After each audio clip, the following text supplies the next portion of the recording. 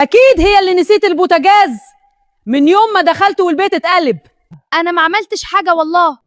أنا مش مرتاحة للبنت دي وسطينا. انا ساكته احترام مش ضعف على فكره. انتي بترديه على ماما؟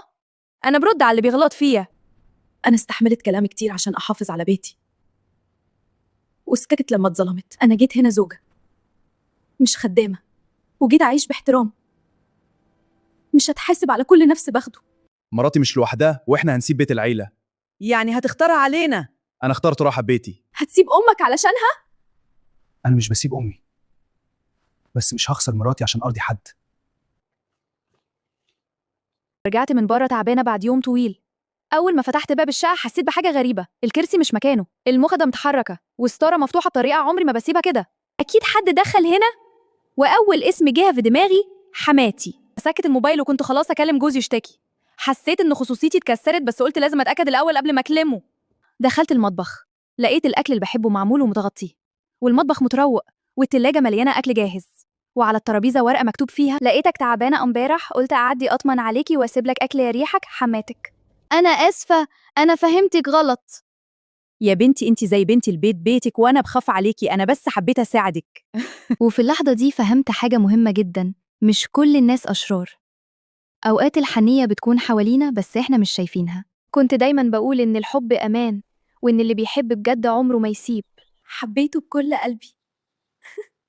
كنت بستناه بالساعات علشان أسمع صوته دقايق. كنت بسامح قبل الاعتذار وأبرر غيابه بدل ما أزعل. كنت شايفة إن الحب تضحية، وإن الصبر دليل حب. بس فجأة بقى بعيد، وبقى يرد متأخر، وصوته بقى غريب، كأنه بيتكلم مع حد مش مهم. اكتشفت إنه كان مع واحدة تانية.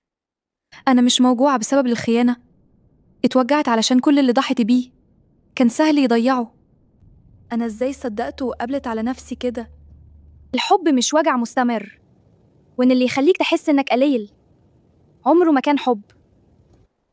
ومن يومها بقيت أختار نفسي الأول، مش لأني قاسية، لكن عرفت قيمتي. النهاردة صحيت بدري أرتب البيت لأن حماتي قالت جاية تزورني. أول ما دخلت بصت حواليها كده وسكتت شوية. هو انت لسه مخلصتيش ترويق ليه؟ ينفع كده؟ ابني متعود على طبخي انا. فاكر قبل الجواز كنت مرتاح إزاي؟ لازم تهتمي بنفسك اكتر، الراجل عينه بتزوغ. ومن ساعتها وأنا حسيت إني بحاول أكون مقبولة، بس كل مرة قلبي بيتكسر، مش عارفة أعمل أي مع الست دي.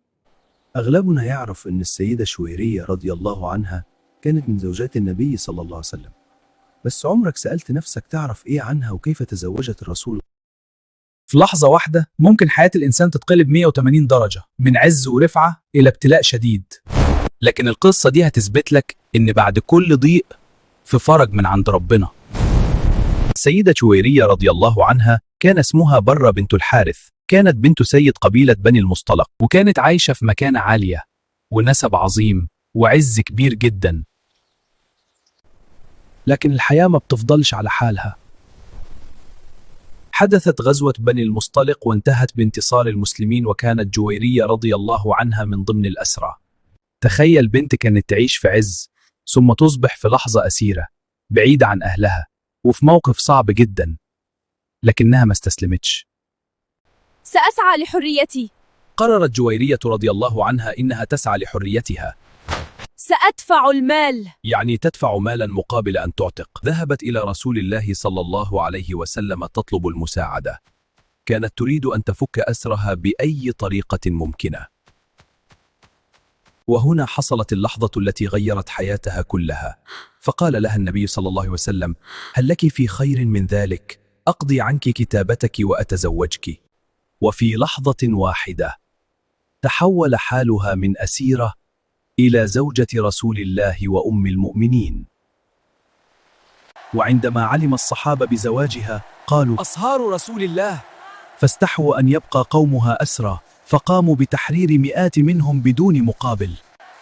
وكان هذا الزواج سببا في خير عظيم، حتى قالت السيدة عائشة رضي الله عنها: ما رأيت امرأة كانت أعظم بركة على قومها منها.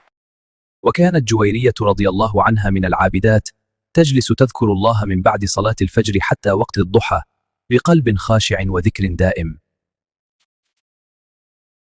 فدخل عليها النبي صلى الله عليه وسلم يوما فوجدها على حالها من الذكر فقال لها: ما زلت على الحال التي فارقتك عليها؟ ثم علمها ذكرا عظيما وقال: لو وزنت هذه الكلمات بما قلته منذ اليوم لوزنتهن. وفي نفس الوقت جاء والدها ليفديها، وكان قد أخفى جزءا من المال في الطريق.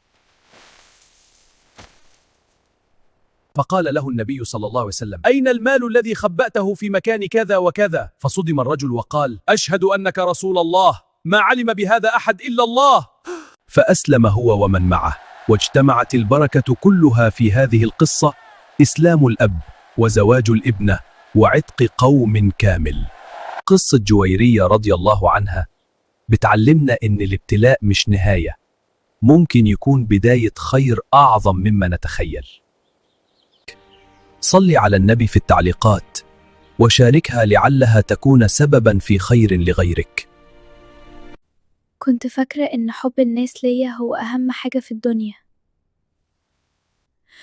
كنت براقب كل كلمة أقولها وكل تصرف أعمله عشان محدش يزعل مني. بس فجأة سألت نفسي، هو أنا بحب نفسي أصلاً؟ كنت بأسى على نفسي جداً، لو غلطت ألومها ولو فشلت أكرهها، لحد ما حد قال لي: انتي ليه قاسية على نفسك كده؟ ومن وقتها بدأت أقول أنا بتعلم بدل أنا فشلت. ولما بدأت أحب نفسي حياتي بدأت تهدى وتتغير. حب النفس مش غرور، حب النفس إنك تكوني أحن على نفسك من أي حد. انتي كفاية من غير ما تثبتي حاجة لحد. الألم اللي بتهرب منه هو اللي هيغير حياتك. أنا اتكسرت قبل ما أبقى أقوى. في وجع معين لازم تعدي بيه عشان تتغير. عمرك سألت نفسك ليه ربنا بيسيبنا نتوجع؟ كنت فاكرة إن الألم عقاب وإن الحياة قاسية عليا أنا بس. وجع، خسارة، أيام حسيت فيها إني ضعيفة جدا. بس فجأة فهمت الألم مش بيكسرنا، الألم بيعلمنا. الألم علمني أقول لأ، علمني أوقف على رجلي لوحدي، علمني أختار نفسي. الراحة عمرها ما غيرت حد، بس الوجع هو اللي بيخلق نسخة أقوى منك. الحديد قبل ما يبقى قوي بيدخل النار الأول.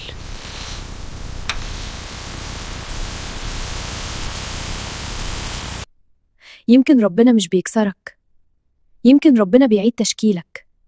اصبر، النسخة الجديدة منك لسه جاية. يمكن وجعك دلوقتي هو أعظم هدية ربنا بيجهزها لك. مش كل اللي اتكسر انتهى، في حاجات بتتصلح وتبقى أقوى. النسخة الأقوى منك جاية.